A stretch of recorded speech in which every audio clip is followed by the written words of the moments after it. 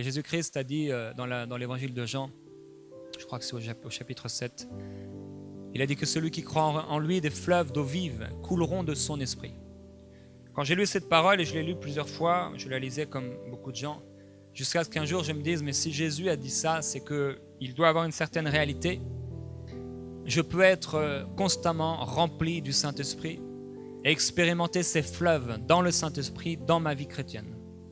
Et j'ai été dans une église, entre autres, où j'ai passé des années et des années, où on était là dans les réunions de prière et j'étais fidèle à l'église. Et de réunion en réunion, on priait, on demandait à Dieu des choses et on ne voyait à peu près rien. Et les gens étaient tellement fidèles et ils continuaient d'être fidèles et de demander encore et encore. Et en fait, un nombre parmi eux était simplement dans une religion, dans une routine. Et on se regardait les uns les autres et on pensait que c'était ça la vie chrétienne. Et si vous avez cru que c'est ça la vie chrétienne, c'est vivre d'une façon complètement naturelle, vous vous êtes complètement trompé sur ce qu'est la réalité chrétienne, vivre avec le Seigneur Jésus-Christ. La vie chrétienne, ce n'est pas une vie où on est là simplement à lire la Bible et à aller à l'église.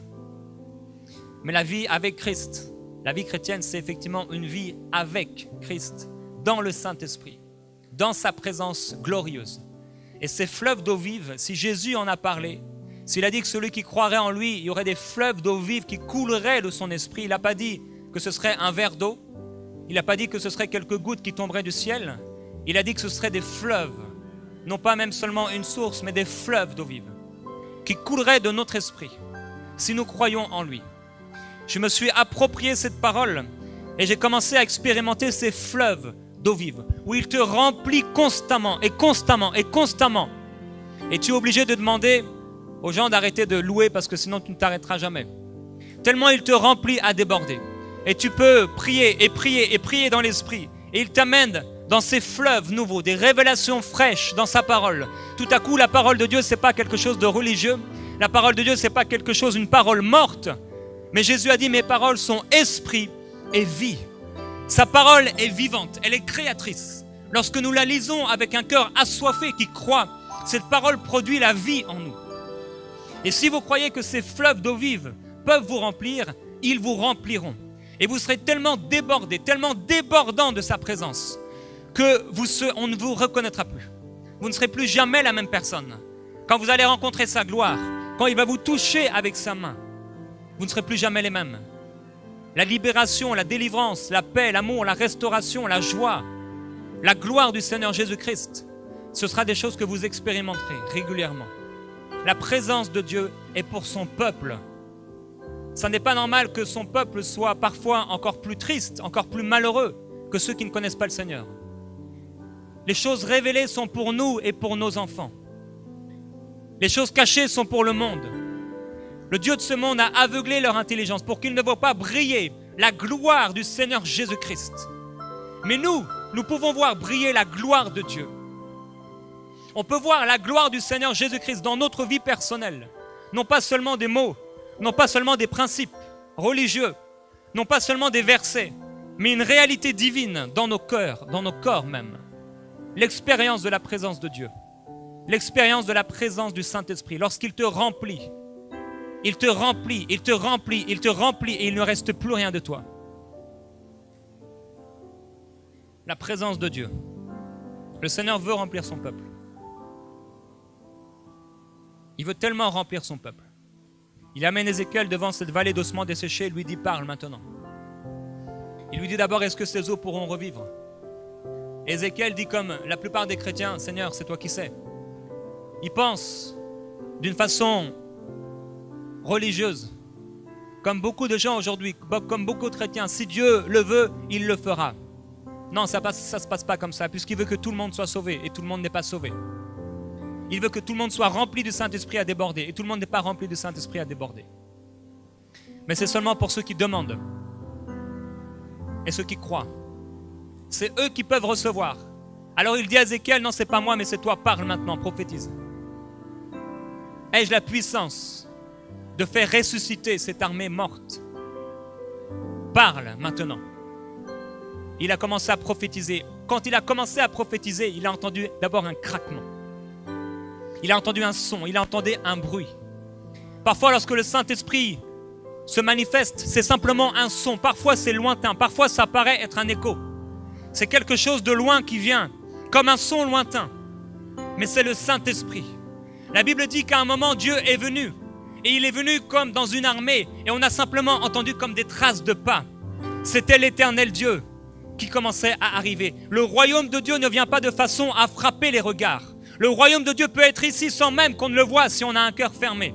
Le royaume de Dieu et le Fils de Dieu peut être même devant vous. Et si vous avez le cœur fermé, vous ne le reconnaîtrez pas. C'est ce qui est arrivé aux pharisiens. Pourquoi? Ils étaient dans une routine. Ils étaient dans une religion. Ils refusaient de sortir de leurs limites religieuses. Et c'est pour ça que quand le Fils de Dieu, celui en qui pourtant ils auraient pu avoir tout pleinement, ils n'ont rien reçu de lui. Parce qu'ils étaient incrédules, parce qu'ils étaient méchants, parce qu'ils étaient pervers. Parce qu'ils n'étaient pas intéressés aux choses du royaume de Dieu. Il y en a peut-être parmi vous, vous n'êtes pas intéressés aux choses du royaume de Dieu. Vous êtes intéressés à bien paraître, vous êtes intéressés à ce qu'on s'intéresse à vous, vous êtes plein d'orgueil et le Seigneur veut vous libérer. Mais gloire à Dieu, ce n'est pas le cas de beaucoup. Le Seigneur veut remplir son peuple. Il vient d'une façon douce. Il vient comme quelqu'un qu'on pourrait entendre, juste un bruit, juste un son.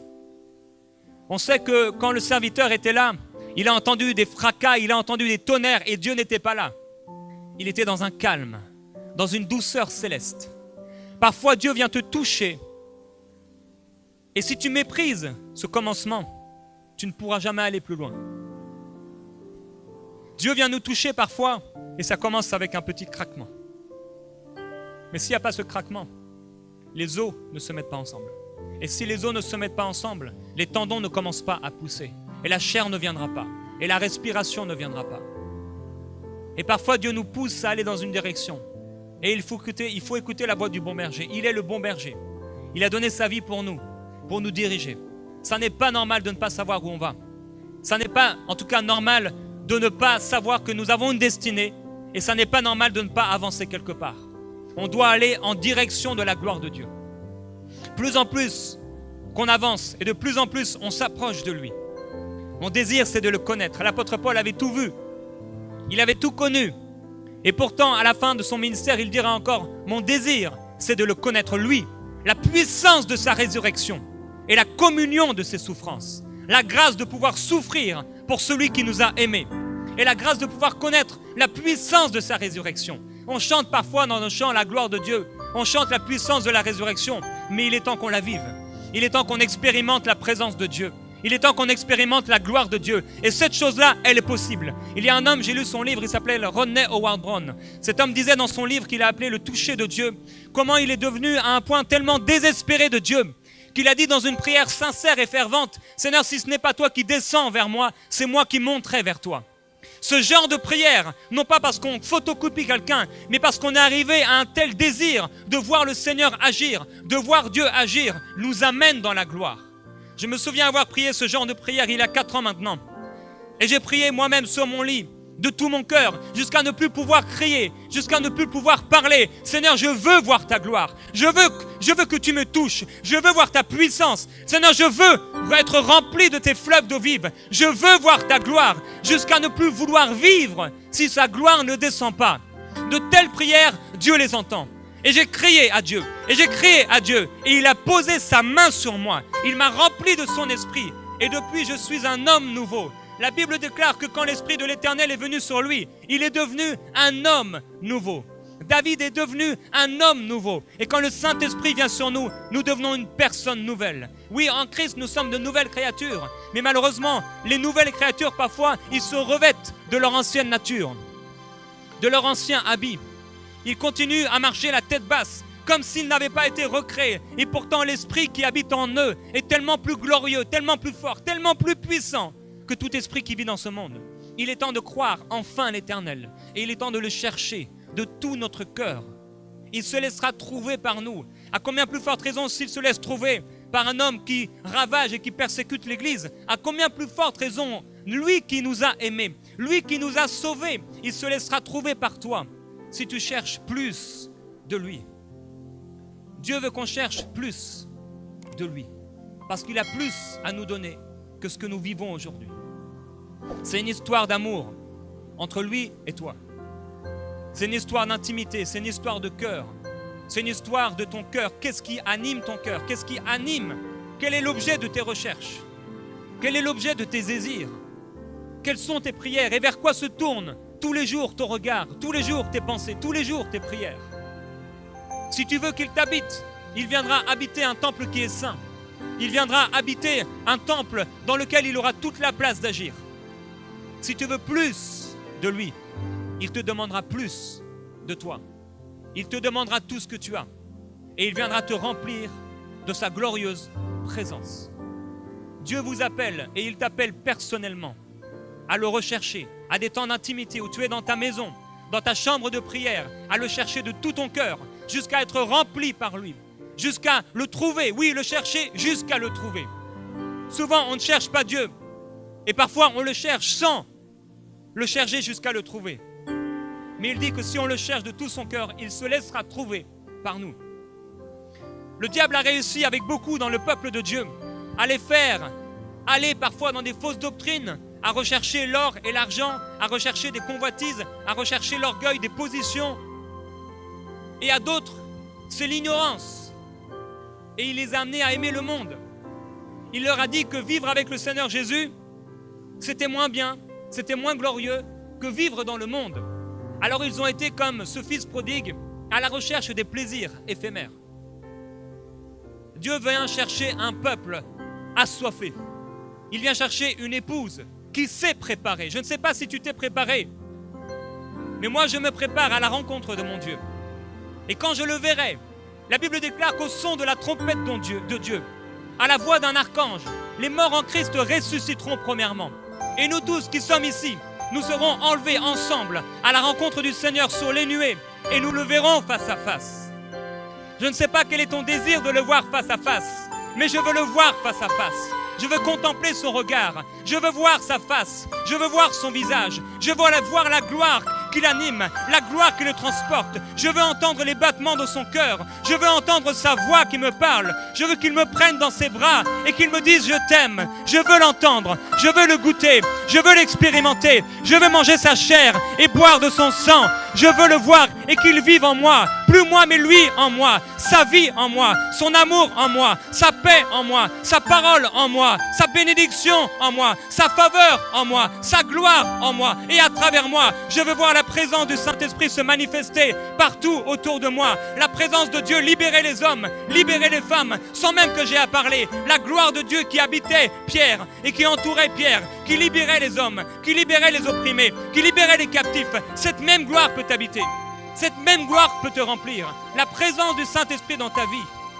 Si tu le considères, si tu ne le méprises pas, si tu ne fais pas du jour du sabbat le jour réservé à l'Éternel, un jour où tu es là simplement pour satisfaire des propres convoitises. Si tu ne vis pas ta vie pour satisfaire des propres convoitises, mais que tu vis ta vie comme un culte agréable en tout temps pour lui, une vie agréable à lui.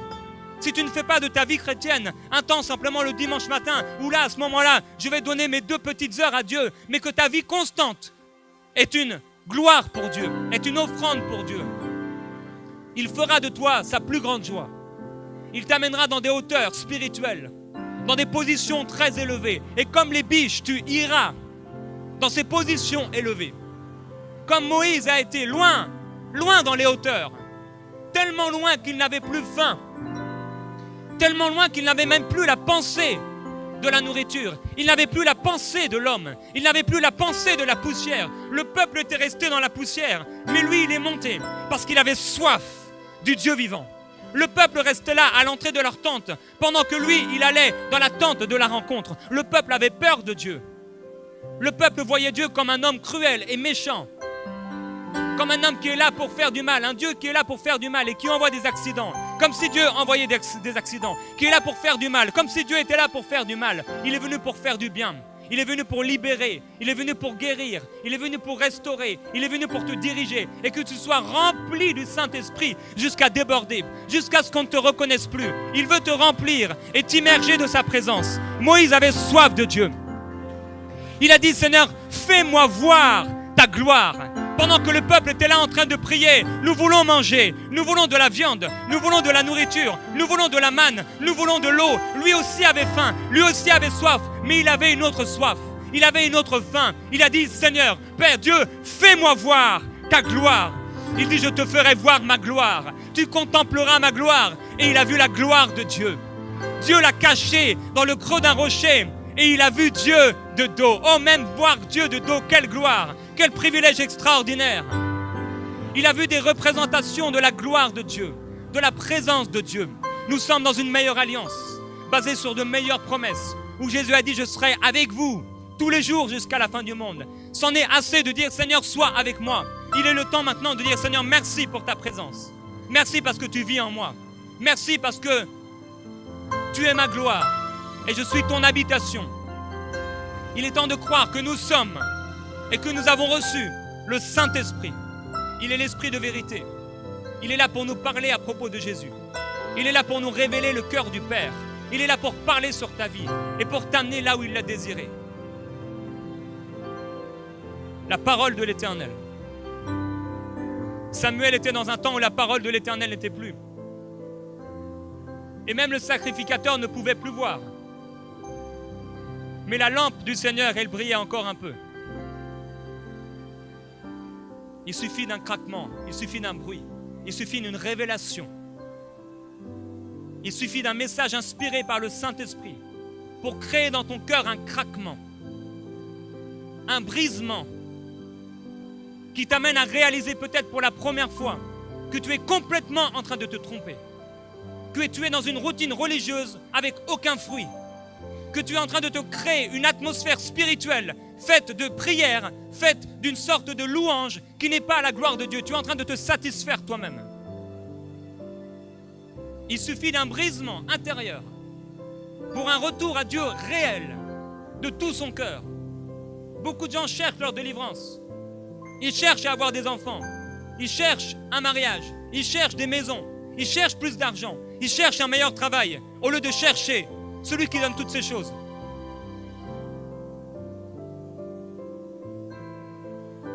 Je prie que la gloire du Seigneur Jésus-Christ, vous puissiez l'expérimenter. Vous puissiez la vivre. Que vous puissiez goûter à non des instants, mais à des heures dans sa présence. Où la présence de Dieu vous amène à ne plus pouvoir parler, à ne plus pouvoir bouger, simplement le regarder, simplement voir sa face et son visage, voir la gloire de votre Créateur, celui qui vous a tellement aimé, qu'il est venu sur la terre agoniser, souffrir pour vous envoyer le Saint-Esprit. Il nous a envoyé le Saint-Esprit. Et de la même façon que Jésus-Christ a été rejeté par ce qui était l'époque, l'Église, le temple, de la même façon aujourd'hui le Saint-Esprit est rejeté et méprisé, est tellement méconnu par l'Église. Aujourd'hui le Saint-Esprit est dans le cœur de beaucoup d'hommes et de femmes qui ont été sauvés. Et il est là mis dans une petite place, tellement attristé. Il est écrit, n'attristez pas le Saint-Esprit de Dieu, pour lequel vous avez été scellés pour le jour de la rédemption. Combien de fois nous l'avons attristé? Combien de fois nous l'avons méprisé? Combien de fois on est venu à l'église sans même préparer nos cœurs dans une religion? Combien de fois on s'est plus préparé, on a plus préparé nos habits et notre maquillage plutôt que notre cœur pour arriver dans la maison de Dieu? On est venu tellement de fois sans attente, sans rien demander, sans rien vouloir, sans vouloir même rencontrer le Seigneur. On est venu de la même façon à l'église qu'on serait entré dans un supermarché. Combien de fois avons-nous méprisé le Saint-Esprit? Combien de fois avons-nous rejeté la parole de Dieu? Avons-nous écouté des messages sans intérêt, sans désir personnel de vivre quelque chose avec Dieu? Combien de fois Dieu nous a appelés à la repentance et nous n'avons pas écouté sa voix? Combien de fois il nous a dit de revenir à lui et on s'est dit que c'était pour les autres? On s'est dit qu'on était assez bien. On s'est dit comme les pharisiens, mais moi je connais. Et Jésus leur dit, parce que vous dites que vous connaissez, eh bien vous ne connaissez rien, vous êtes aveugles et ignorants. Et il dira à cette église, dans l'Apocalypse, tu dis que je suis riche, que je n'ai besoin de rien, et tu ne sais pas que tu es misérable, nu et aveugle. Achète de moi un collier pour oindre tes yeux et que je puisse mettre un vêtement blanc sur toi. Parfois, on ignore complètement qu'on est à côté du chemin. On est dans une routine religieuse où Dieu n'est pas. Non, Dieu n'est pas là. Dieu n'est pas dans la petite place de parking qui était juste là pour toi. Il n'est pas dans le petit euro que tu as trouvé par terre. Dieu est dans des choses beaucoup plus élevées, beaucoup plus glorieuses. Pour commencer à voir Dieu dans cette petite place de parking, il faudrait d'abord peut-être le voir dans ta propre vie et dans ton propre cœur et dans ta propre bouche et dans ta maison. Dieu veut nous remplir de sa présence glorieuse. C'est notre héritage, ça nous appartient. Le diable est venu pour voler notre héritage. Il est venu écraser en nous la pensée du Saint-Esprit. Imaginez une maison qui ne reconnaît pas celui qui l'habite. Quelle folie! À quoi sert un hôtel si personne ne vient loger dedans? Une maison si personne n'y habite. Il vaudrait mieux que cette maison n'ait même pas été construite si personne n'y habite jamais. À quoi sert d'avoir le Saint-Esprit si nous le méprisons, si nous refusons sa présence, si nous refusons son amour, si nous refusons ses intentions, ses directions, ses influences, ses pensées? Il nous amène quelque part, il nous dirige quelque part. Vous serez dirigés par le Saint-Esprit, conduits par lui, dirigés par lui. Il nous dirige par sa voix. Il nous dirige par sa parole. Il nous dirige par le témoignage intérieur. Il nous parle et on n'y prend tellement pas garde. On méprise la personne du Saint-Esprit. Il a l'air tellement compliqué. On ne comprend pas beaucoup de lui. Alors on l'ignore et on le méprise. Alors que la seule chose qu'il nous a laissée, Jésus-Christ, c'est le Saint-Esprit. Il nous a laissé la glorieuse personne du Saint-Esprit. Et l'Esprit de Jésus-Christ n'est pas mort. L'Esprit de Jésus vit encore. L'Esprit de Jésus veut se manifester dans ta maison.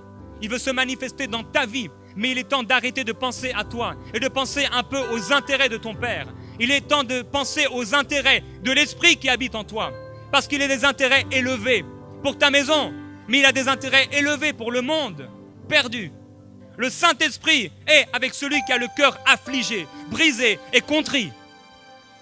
C'est avec ce type de personnes que le Saint-Esprit aime aller.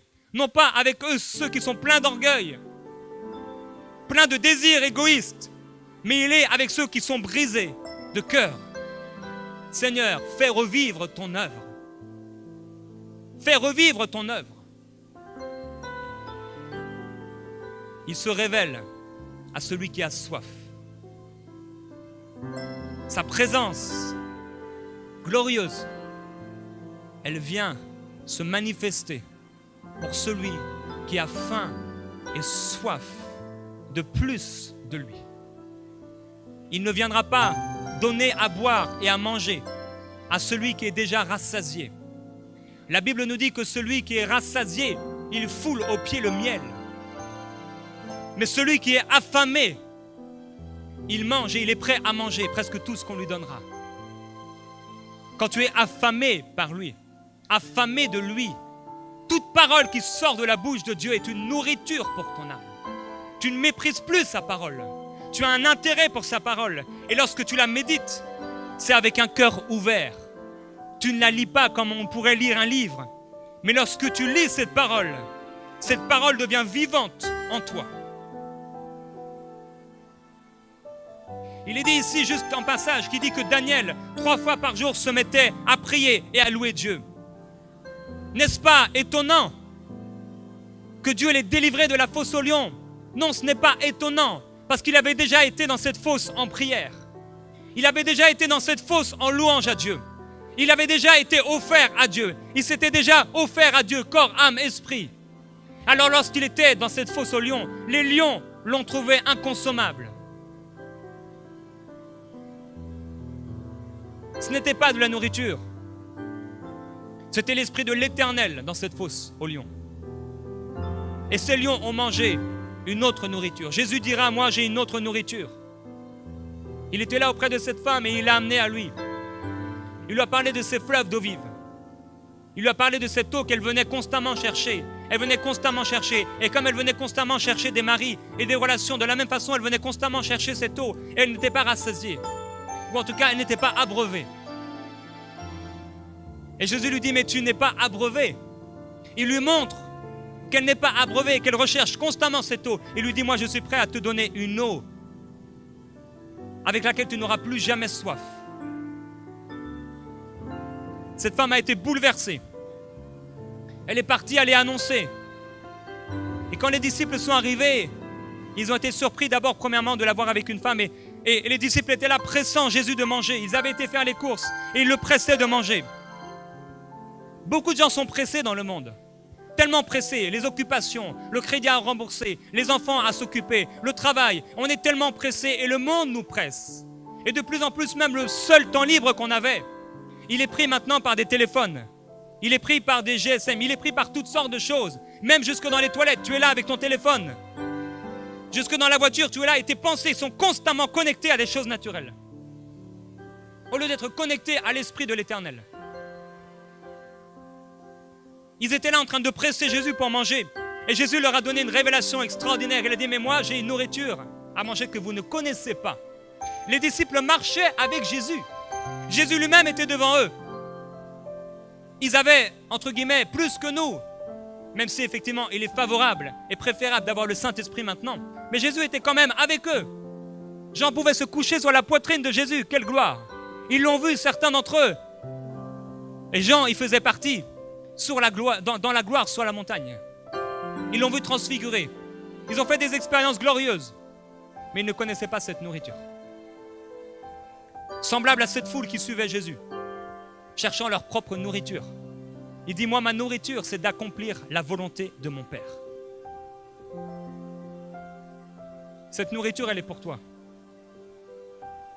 Où tu seras dans une telle disposition de cœur intérieur que les choses de ce monde ne te nourriront plus.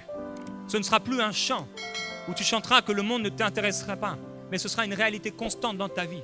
Tu vas être animé par une soif et une faim que cette nourriture et que la nourriture qu'on te propose dans le monde ne pourra pas, elle ne pourra pas te rassasier. Tu ne pourras être rassasié de la nourriture, tu ne pourras être rassasié de l'or et de l'argent, tu ne seras pas rassasié des choses et des biens que tu pourrais t'acheter, tu ne seras pas rassasié des relations intimes que tu pourrais avoir avec ton épouse ou avec ton époux. Rien ne pourra te rassasier si ce n'est la présence glorieuse du Père.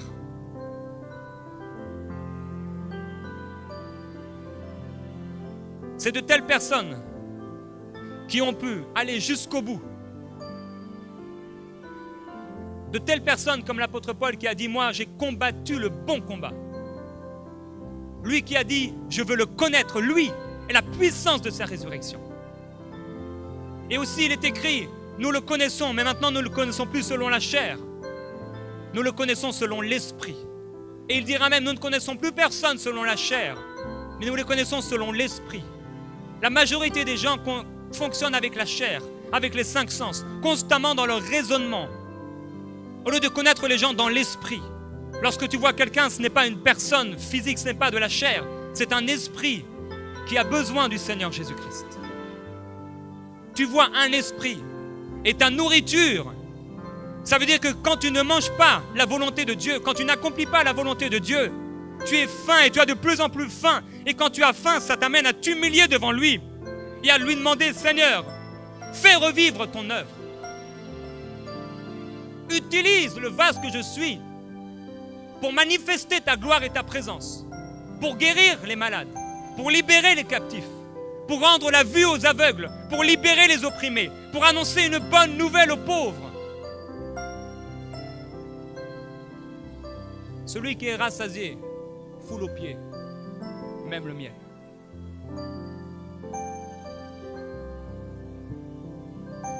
Et le Seigneur veut nous remplir de lui et de sa glorieuse et merveilleuse présence.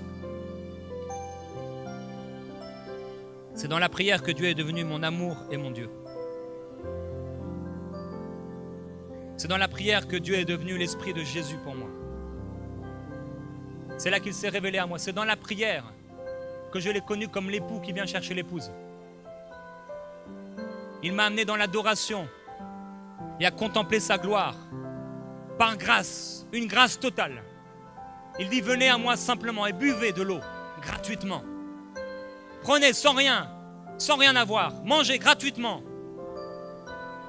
Aujourd'hui, on veut beaucoup acheter On essaie d'acheter la faveur de Dieu. On essaie d'acheter un peu d'approbation de Dieu, alors qu'il nous aime. Nous lui appartenons, nous sommes sa propriété. Et il nous donne tout gratuitement quand il trouve la faim, la soif. Quand il trouve quelqu'un qui le recherche pour qui il est. Lorsque tu seras dans la prière, dans la dimension de l'esprit et non pas dans la chair, il te révélera son cœur, il te révélera sa nature, il te révélera son amour. Ses paroles deviendront esprit et vie. Tu t'en nourriras et tu nourriras le monde avec cette révélation. Tu seras comme cet arbre planté près d'un courant d'eau qui porte son fruit en sa saison et dont le feuillage ne se flétrit pas. Tu auras beau vieillir, et même si ton corps extérieur semble se détruire peu à peu, ton être intérieur se fortifiera. Jésus-Christ a été dans le désert et il a été là 40 jours parce qu'il savait que Dieu l'appelait à quelque chose de puissant. L'Esprit de Jésus, l'Esprit de Dieu l'a amené là, dans ce désert, parce qu'il cherchait quelque chose. Il y a un type de jeune qui vient dans la vie parce que le monde ne nous nourrit plus. On est arrivé à une expectative, à une fin de Dieu qu'on ne peut pas faire autrement que de se consacrer à lui. Et c'est là qu'il vient nous toucher. C'est là que sont formés de véritables serviteurs et servantes de Dieu. C'est là que naissent les véritables intercesseurs, quand ils s'humilient, quand ils brisent leur cœur. C'est là que Dieu vient les chercher. C'est là que Dieu vient les former. C'est là que Dieu vient les prendre et les amener sur des hauteurs élevées. Il dit, voici je vous ai assis dans des lieux élevés, dans une position d'autorité. Je vous ai tout donné, assis dans les lieux célestes avec Jésus-Christ. Si nous sommes assis avec lui, nous devrions le voir. Si nous sommes assis avec lui, nous devrions sentir son parfum. Je me souviens lorsqu'il m'a touché le 1er janvier 2003. J'étais dans ma voiture et j'ai dit Seigneur, je priais et j'allais à l'église et je méditais la parole de Dieu. Et j'étais plus fidèle que tous les jeunes de mon église. Mais j'ai dit Seigneur, je veux te donner toute ma vie. J'avais donné ma vie, mais je l'avais reprise. Comme beaucoup la reprennent à la moindre tribulation, ou quand les choses ne se passent pas comme ils le veulent, ils reprennent leur vie. J'ai dit Seigneur, je veux te donner entièrement ma vie. À ce moment-là, une présence d'amour, j'ai vu sa présence comme un manteau, comme une nuée descendre dans ma voiture. Une présence d'amour extraordinaire. Et je me suis mis à pleurer, à demander pardon au Seigneur pour tous mes péchés, pour tout ce que j'avais fait de mal. Et sa présence d'amour, et je sentais Dieu qui me disait je t'aime, je t'aime, je t'aime. Et à un moment je pleurais tellement, j'ai dû m'arrêter sur le bord de la route. Et là je pleurais dans son amour, baptisé dans son amour. Et à un moment j'ai senti que c'est comme si Dieu repartait, mais il avait laissé quelqu'un en moi. Je suis rentré chez moi à la maison et ma mère qui était pourtant chrétienne, je n'ai pas voulu lui parler. Je me suis dit elle va me prendre pour un fou. Et la présence de Dieu était sur moi. Je suis entré dans ma chambre et là il y avait un parfum. Le parfum de Jésus. Si nous sommes assis avec lui, nous devrions sentir son parfum. Nous devrions le voir, nous devrions le goûter. Il dit voyez et goûtez combien le Seigneur est bon. Il est bien d'entendre parler de lui. Et l'homme a dit, maintenant, j'avais entendu parler de toi, mais maintenant mon œil te voit. Si Moïse a pu voir une représentation de la gloire de Dieu, nous qui sommes sauvés et qui vivons dans une nouvelle alliance, à combien plus forte raison nous devrions voir sa gloire, nous devrions au moins toucher à son manteau. On devrait au moins goûter à la nuée dans laquelle les Israélites ont pu passer. On devrait l'expérimenter et le rechercher de tout notre cœur jusqu'à le trouver. Il dit qu'il répandra encore des libations, des offrandes.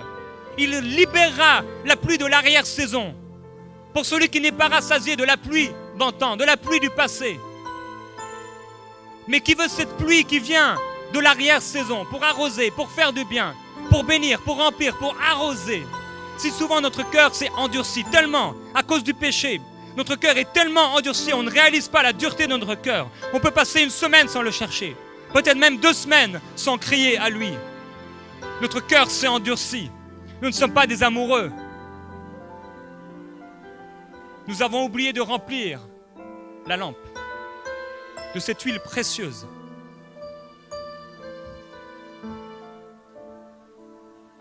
le prophète Joël a reçu cette révélation. Il a dit, revenez au Seigneur et déchirez vos cœurs. Non vos vêtements, mais déchirez vos cœurs. Et vous verrez si Dieu ne revient pas vers vous avec des saintes offrandes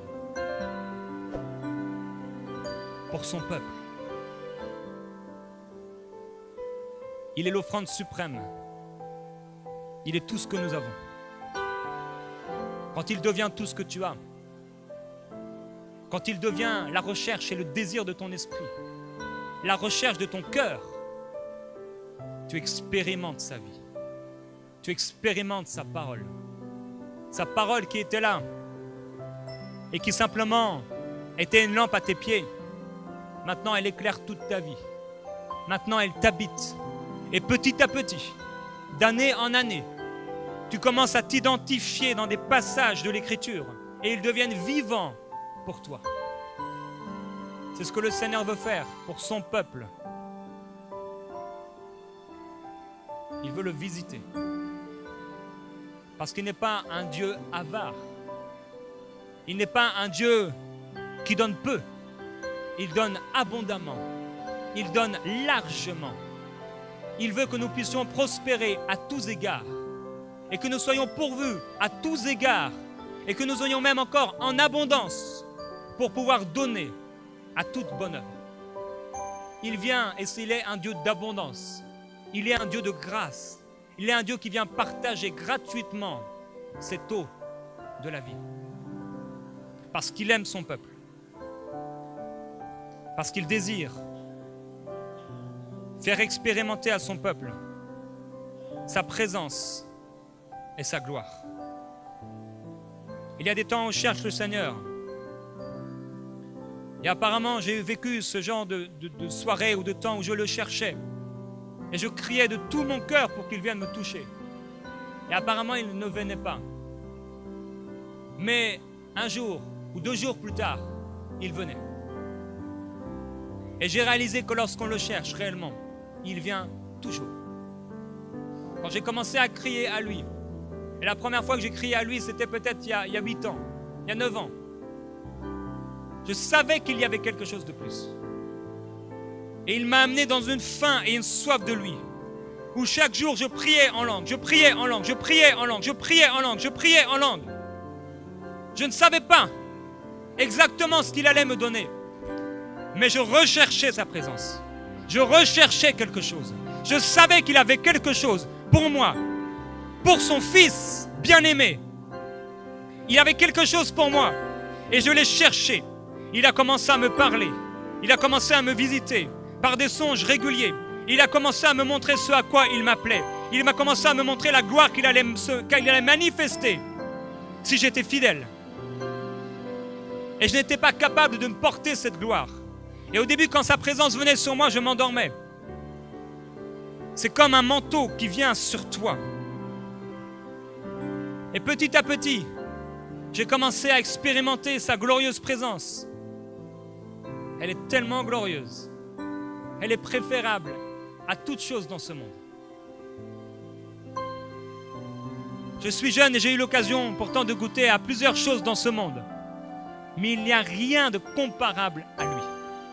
Quand il te remplit, tu n'as plus faim. Quand il te remplit, tu n'as plus envie de rien, si ce n'est de lui. Quand il te remplit d'une nourriture nouvelle. Et il te donne à la fois une faim nouvelle. Pour lui, pour la vérité. Cet amour de la vérité te pousse à le chercher toujours plus. Je me souviens un dimanche matin dans cette période où Dieu me visitait, où je priais. Chaque jour, je le recherchais. Je ne faisais que prier en l'esprit, prier dans l'esprit. Un dimanche matin, l'Église a commencé à expérimenter quelque chose, alors que la gloire de Dieu était sur moi. Dernièrement, j'ai vécu un temps de prière et de jeûne particulier qui a duré un certain temps. Et vers la fin, nous étions à l'église le dimanche matin et on m'a demandé d'aller prier pour les enfants alors que ma femme venait de prêcher. Il y avait des enfants qui étaient là Et j'ai simplement commencé à peser ma main sur le premier enfant. Et tous les enfants ont été visités par le Saint-Esprit. Les voilà en train de parler en langue, les voilà en train de pleurer, les voilà en train d'avoir des visions, en train de ressentir à la fois les souffrances de Christ et à la fois la joie du Seigneur. Et ils ont été touchés par Dieu. Ma propre fille a prié dans l'esprit, on ne pouvait plus l'arrêter, elle était là pendant plusieurs heures, peut-être 2 heures, 3 heures, à prier, à pleurer, et à pleurer, et à pleurer. Il dit qu'il remplira même les plus jeunes. Il remplira les enfants, parce qu'ils ont un cœur humble. Et il dit que le royaume est pour ceux qui leur ressemblent. Ça suffit les beaux habits, ça suffit les belles apparences, ça suffit de se confier dans l'or et l'argent, de se confier dans des hommes, comme si les hommes pouvaient quelque chose pour nous. Il est temps de se confier en celui qui nous a créés. Il est temps de s'attendre à lui. Il est temps de regarder à lui. De lui vient notre nourriture. C'est lui qui nous rassasie. C'est lui qui nous bénit. C'est lui qui nous donne tout avec abondance pour notre plus grand plaisir. Parce qu'il nous aime d'un amour éternel. Il dit, je t'aime d'un amour éternel. Parce que je t'aime, je prendrai soin de toi. Parce que je t'aime, je te prendrai par la main et je t'amènerai dans le lieu que j'ai choisi. Parce que je t'aime, je te dirigerai. Parce que je t'aime, garde ta main. N'enlève pas ta main de la mienne. Mais laisse ta main avec ma main et devenons un ensemble. Tel il a marché, tel nous pouvons marcher. Tel il a été, tel nous sommes dans ce monde. Nous sommes sa gloire, nous sommes sa lumière. Nous sommes son héritage.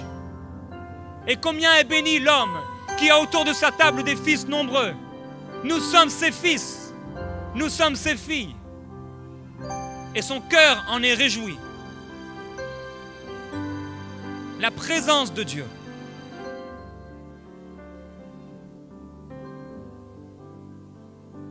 Elle transforme des vies. Je me souviens ce jour-là, j'étais dans les rangées des chaises et j'étais allongé, en train de pleurer, en train de rire, en train de pleurer, en train de rire, en train de ressentir le cœur de Dieu qui à la fois est comme constamment en train de pleurer à cause des souffrances de ce monde et des souffrances de ce peuple et à la fois constamment aussi en train de se réjouir à cause de sa gloire et à cause des temps de visitation qui viennent. L'homme est une vapeur qui paraît pour un temps et qui disparaît. Et dans ce temps particulier, nous avons la grâce de pouvoir démontrer à Dieu notre amour pour lui parce que nous allons le voir face à face. Et chacun aura à rendre compte devant lui.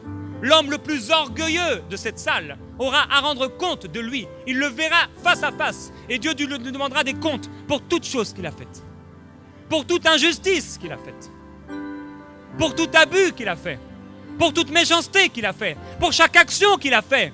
Dieu lui demandera pourquoi. Dieu lui demandera des comptes. Et à ce moment-là, on ne pourra pas dire oui mais Dieu, oui mais Dieu, oui mais Dieu.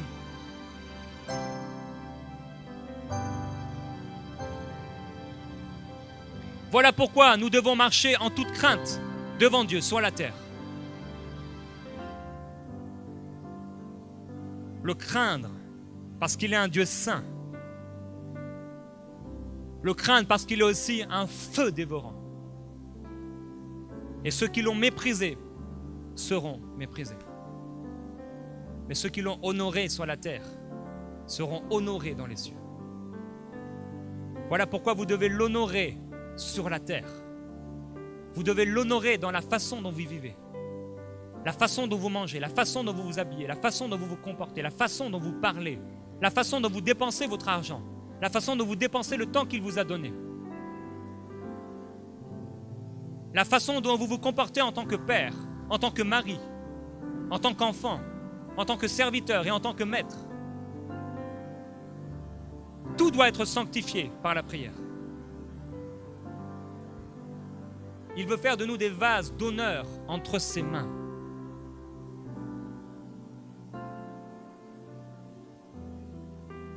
Nous remplir à un tel point qu'on va déborder.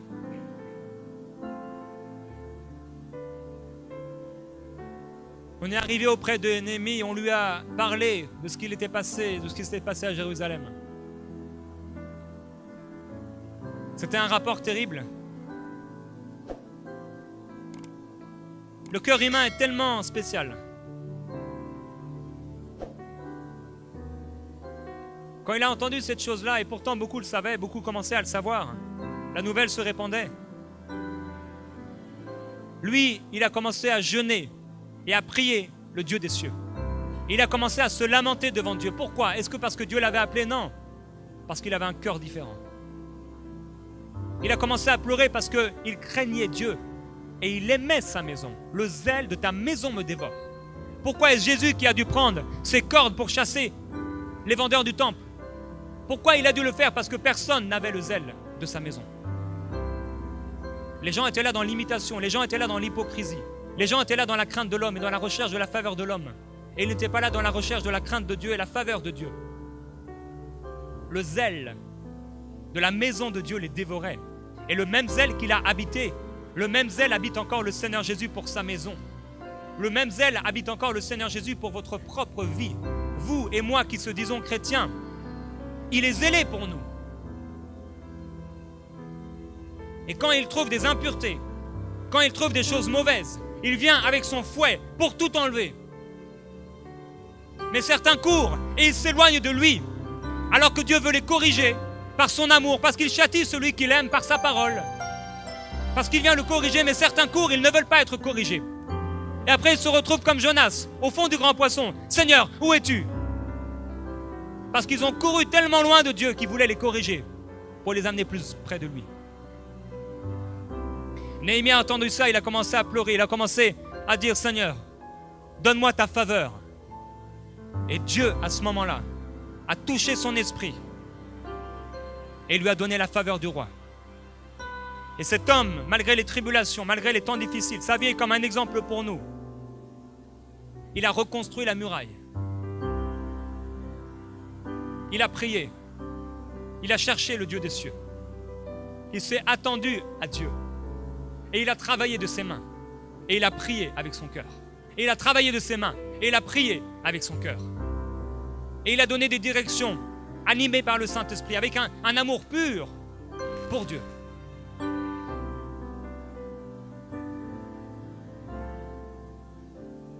Les visions naissent dans le cœur. Les visions naissent dans l'esprit de celui qui a faim et de celui qui a soif, de celui qui n'est pas rassasié par les choses de ce monde. C'est là d'où sortent les visions. Le cœur de l'homme est un mystère.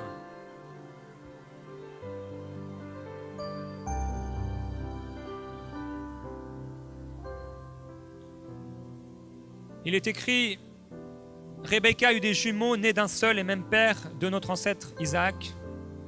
Or Dieu a un plan qui s'accomplit selon son libre choix et qui dépend non des actions des hommes, mais uniquement de la volonté de celui qui appelle. Et pour que ce plan demeure, c'est avant même la naissance de ses enfants, et par conséquent, avant qu'il n'ait fait ni bien ni mal, que Dieu dit à Rebecca, l'aîné sera assujetti au cadet. Ceci s'accorde avec cet autre texte de l'Écriture, j'ai aimé Jacob et pas Ésaü. Mais alors que dire, Dieu serait-il injuste? Loin de là. Car il a dit à Moïse, je fais grâce à qui je fais grâce, et j'aurai pitié de qui je veux avoir pitié. Cela ne dépend donc ni de la volonté de l'homme, ni de ses efforts, mais de Dieu qui fait grâce. Quelle a été la grande erreur d'Ésaü? Il a méprisé le Saint-Esprit pour un plat de lentilles. Il a méprisé ce qui était saint. Il a méprisé ce qui était pur, son héritage en Dieu, pour un plat de nourriture. Toutes les fois où nous méprisons ce qui est saint et pur, pour quelques minutes de jouissance physique, pour quelques heures de gloire humaine, nous méprisons sa présence.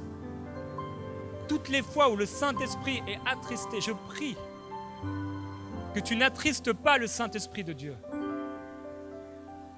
Je prie que vous n'attristiez pas le Saint-Esprit de Dieu. Qu'aucune parole mauvaise, aucune parole déshonnête, aucune parole mensongère ne sorte de votre bouche.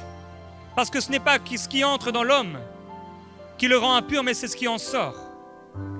Tous les adultères, l'immoralité, la débauche, le vol, la cupidité, le mensonge, l'injustice, C'est ce qui pourrit le cœur d'un homme. Dans Isaïe 58, il parlera du véritable jeûne. Il dira à son peuple et à ces gens-là particulièrement, ces gens qui vivaient dans l'injustice, ces gens qui étaient méchants, ces gens qui frappaient durement du poing sur la table, il leur dira, vous ne jeûnez pas comme le veut ce jour. Vous jeûnez pour vous-même. Et pendant que vous jeûnez, vous disputez vos employés et vous êtes méchants avec les gens. Pendant que vous jeûnez, vous frappez durement du poing sur la table. Comment Dieu pourrait agréer de telles personnes? Il ne les agrée pas. De telles personnes ne sont pas agréables à Dieu. Dieu ne peut pas trouver agréable l'infidèle. Dieu ne trouve pas agréable celui qui lui est infidèle. Il ne trouve pas agréable l'adultère. Il ne trouve pas agréable celui qui vit dans le péché alors qu'il a été sanctifié, qui bafoue l'esprit de la grâce de Dieu. La grâce n'est pas là pour excuser notre péché. La Bible dit que la grâce est là et elle a un message. Elle nous enseigne à renoncer à l'impiété et au désir de la chair. Voilà le message de la grâce. Le message de la grâce, c'est un message qui nous annonce un message de renoncement à l'impiété et au désir de la chair. C'est l'esprit de la grâce. La grâce qui vient sur nous et il nous a tout donné, qui contribue, tout pour contribuer à la vie et à la piété. C'est l'esprit de la grâce. L'esprit de la grâce, il nous l'a donné. Et nous pouvons marcher sur la terre en toute sainteté devant lui. Nous pouvons marcher dans la sainteté et arriver à une mesure de sainteté où nous pouvons expérimenter cette parole. Vous serez saints, car je suis saint. Je me souviens dans ce temps et dans ces temps de visitation, il y a plusieurs années où je priais et je recherchais Dieu. Et à un moment, je me suis senti tellement saint par une révélation. La sainteté de Dieu, c'est tellement glorieux. En partageant avec un frère, je lui ai dit, je me sens tellement saint. Il a trouvé ça bizarre et étonnant. Mais c'était la révélation que Dieu m'avait apportée. Vous serez saints parce que je suis saint. Et il faut que la sainteté parvienne à son terme. Il faut que la patience arrive aussi à son terme. Afin que vous soyez complètement patient et persévérant et qu'il ne vous manque rien et que vous deveniez inébranlable. Dieu veut vous rendre inébranlable. Inébranlable. Quelles que soient les oppositions, quelles que soient les attaques, il veut vous rendre fort, conquérant, plus que vainqueur. Il a fait de vous des plus que vainqueurs. Il a dit, ils seront mon peuple, ils me connaîtront, je serai leur Dieu et je marcherai au milieu d'eux. Et je serai en eux, moi et mon Père, nous viendrons habiter en vous. Il est ressuscité, le tombeau a été ouvert et il est venu parmi ses disciples qui étaient incrédules. Ils ne croyaient pas ceux qu'il avait vus ressusciter. Et ils étaient là dans la maison enfermés et ils avaient peur, ils marchaient dans la peur. Combien d'églises marchent dans la peur? Ils sont enfermés, le monde ne sait pas qu'ils sont là. Et Jésus est venu au milieu d'eux. Et il a proclamé la paix sur eux. Et il a dit, pourquoi n'avez-vous pas cru? Et il dit, heureux ceux qui ont cru sans avoir vu. Il est venu ressusciter plein de gloire. Et la Bible dit que littéralement, il a soufflé en eux. Et il leur a dit, recevez le Saint-Esprit. La première chose qu'il a faite avec ses disciples, il a soufflé en eux pour qu'ils reçoivent le Saint-Esprit. Et la dernière chose qu'il a faite, au moment où les disciples étaient là et qu'ils l'ont regardé partir, Jésus leur a dit, attendez la promesse du Père. Ils avaient reçu le Saint-Esprit en eux, mais ils n'avaient pas reçu le Saint-Esprit sur eux. Ils leur ont dit, attendez la promesse. Attendez de recevoir et d'être remplis du Saint-Esprit. Ils ne savaient pas ce que c'était. Il y avait seulement un bruit, seulement un message, seulement un craquement. Ils ressentaient dans l'esprit quelque chose. Alors ils se sont mis à prier avec fidélité et à rechercher le Seigneur Jésus-Christ. Ils ne savaient pas à quoi allait ressembler le Saint-Esprit. Ils ne savaient pas ce qui allait se passer. Ils avaient simplement une promesse de Dieu. Et fidèlement, ils l'ont recherché jusqu'à être remplis. Et le jour de la Pentecôte, ils ont tous été remplis du Saint-Esprit. 120 personnes dans la chambre haute. J'imagine que beaucoup avaient entendu parler de Jésus. Il y avait eu beaucoup de disciples autour de Jésus. Et pourtant, il n'y avait plus que 120 qui étaient là, à le chercher. Dieu viendra chercher un reste sur la terre.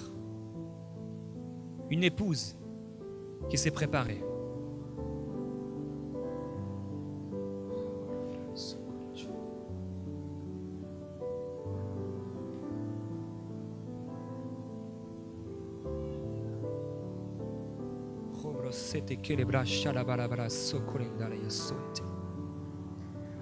Rambro koroshete bria para soko froita bana mai crosso prita quelle shitia. Rambro seke le mai to bro kile chite bria prosa cara fraito koroshete bria white. Père, je prie qu'une soif nouvelle naisse dans le cœur de ton peuple ce soir. Je déclare ce bruit. Je déclare que les ossements desséchés reprennent vie maintenant. Que tous ceux qui avaient perdu leur intimité, tous ceux qui se sont perdus dans une religion, tous ceux qui étaient tellement préoccupés et pressés comme les disciples l'étaient, à cause du monde, tous ceux comme Marthe, occupés aux choses de la vie et oubliant de se poser à tes pieds. Je prie pour tous ceux même qui t'ont servi dans ce lieu, dans cette église, dans cette région, mais qui ont oublié de te rechercher. Père, je prie une transformation dans les cœurs maintenant même.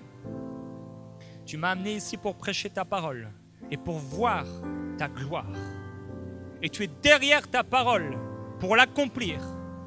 Je prophétise cette pluie de l'arrière-saison. J'appelle ces fleuves nouveaux maintenant, dans le nom de Jésus-Christ.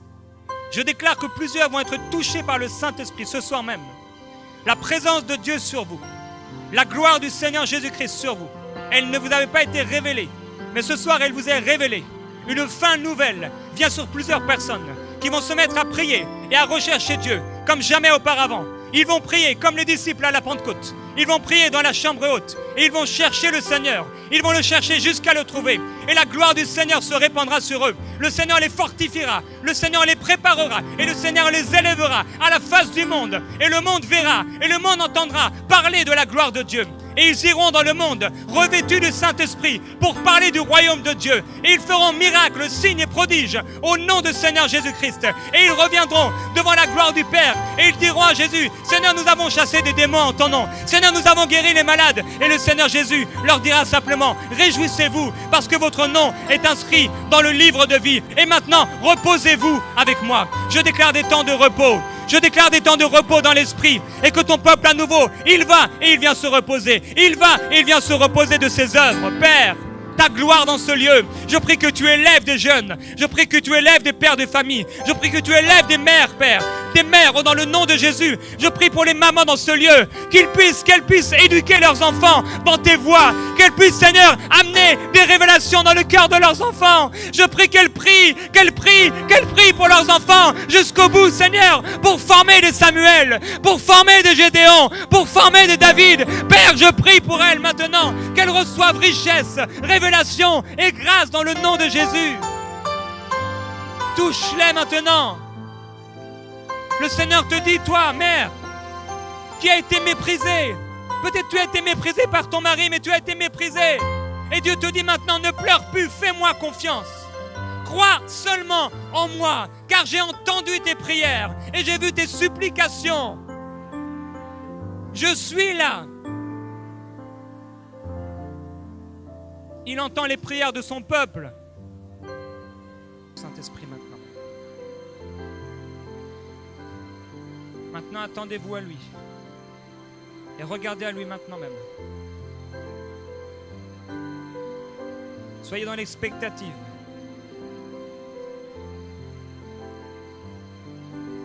Ne regardez qu'à lui. Et commencez à l'adorer. Commencez à lui dire merci. Mon amour et mon Dieu. Jésus-Christ. Esprit de révélation, esprit de réveil. Que le réveil s'installe dans cette église. Que le réveil s'installe dans cette équipe ministérielle.